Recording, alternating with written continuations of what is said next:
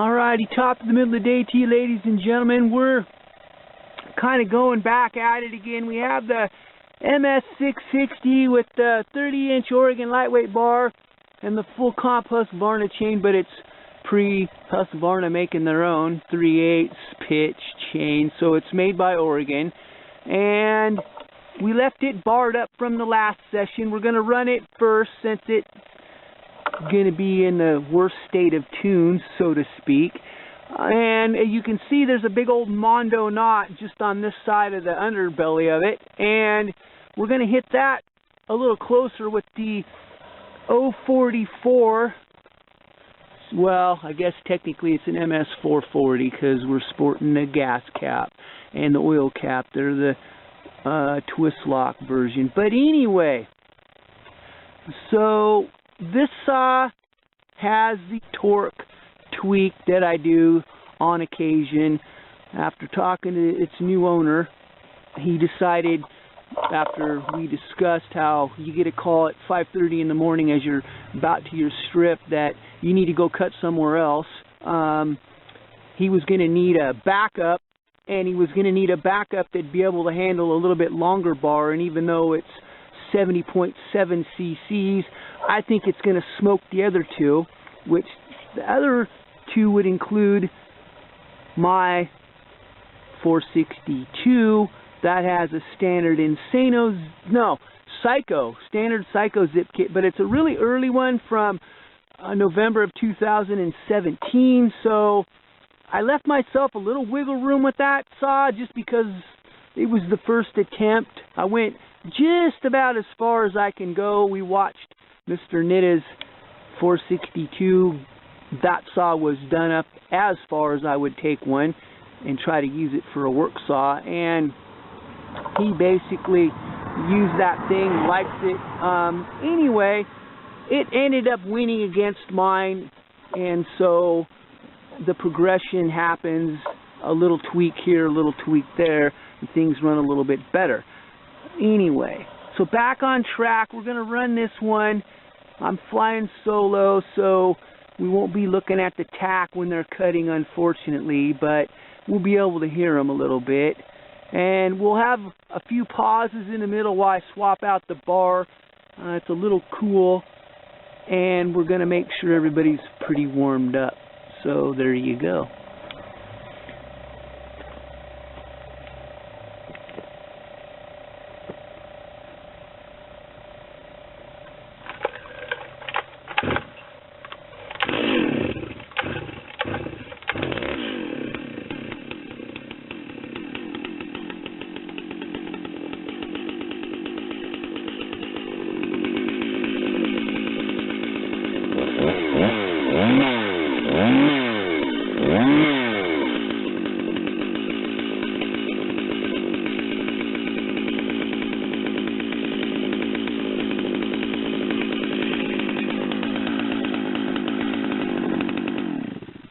One thing I wanted to mention is I haven't touched that saw since the other day, and it was idling lower, so we have cooler, more dense air at the moment. And the other thing that I forgot to mention is these two, they seem to like each other. I thought that was kind of interesting, hanging out on a stump together. It's always nice when you have siblings that get along, right?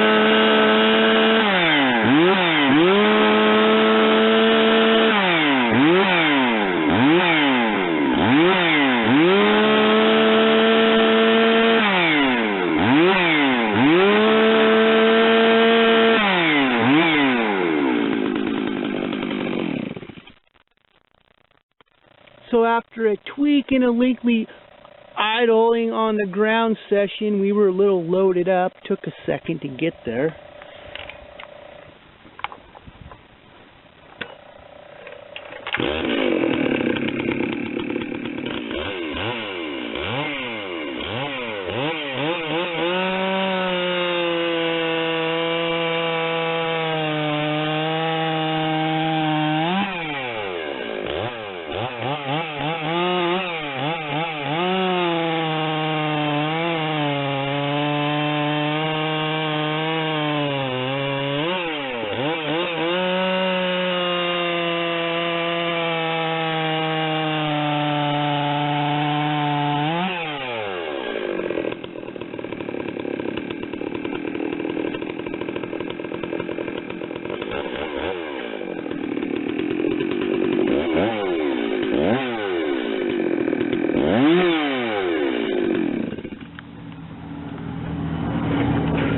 So I kind of cut out on the way down the first time, but it actually stayed on track, didn't wobble too much, which is pretty sweet. So now we'll have a power head change out.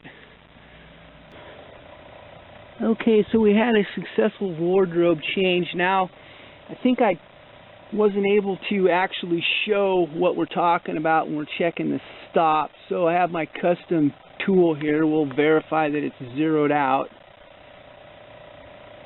0. Basically, I try to span the tops of the 2 teeth that it'll reach and then see what we get. So that's what you end up with.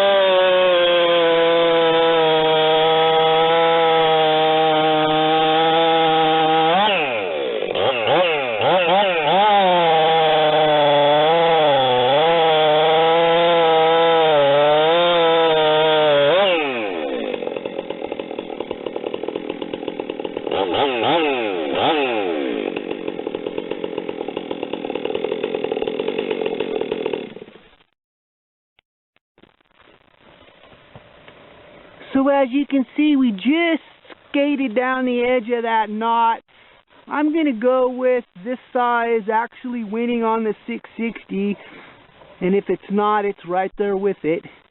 And as we get ready to dismount, I'm well pleased that for the weight of that saw, with a relatively decently long bar, I wouldn't say that's a long bar necessarily. It's the second shortest one that I ever run felling timber, 30-inch Oregon lightweight.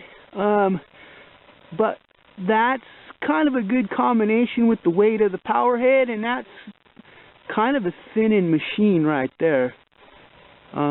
Steep gnarly ground, be another angle to look at. And then we dismount.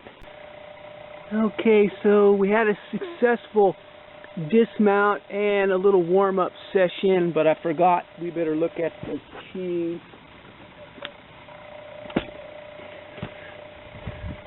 Again, we zero our tool, and then we verify that our stops are the same, which is same as they're going to get with a guy taking them down by hand anyway.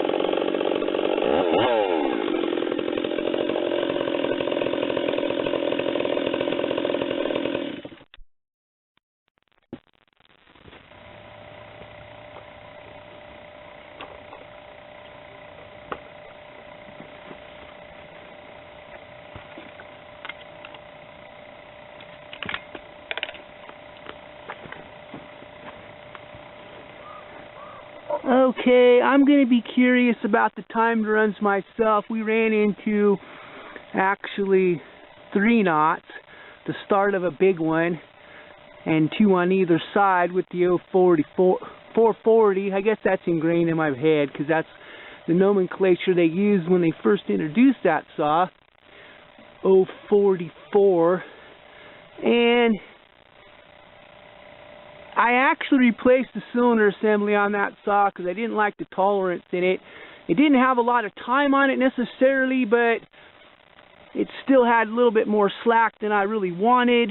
And since this is kind of a Mondo build, I started out with a brand new piston and cylinder. That saw doesn't have a whole lot of time on it, so we never went too far with it. It's not even going to come around for another 1,000 RPMs at least, and yet I think it's holding its own against my 462 and the 660, which didn't have any knots whatsoever, and the 462 really wasn't dealing with it as much, I would say, either. So check the description for any of the information that I need to clarify that I find I need to, and I also post the times that I get from the runs, the up and down cookie cutting session, and in a little comparison area so a guy can actually look at those for himself and verify. I guess, like I said, I'm curious to see how this comes out. Once it turns the corner, it's going to be a force, and like we were talking in the other session, it doesn't really weigh any more than the 462 in full wrap configuration, West Coast trim if you will, both tanks fully filled up. They weigh exactly the same. I got 16.4 pounds on my scales, so there you go. Alright, thanks for watching this session. Have a blessed day wherever you might be on God's green earth.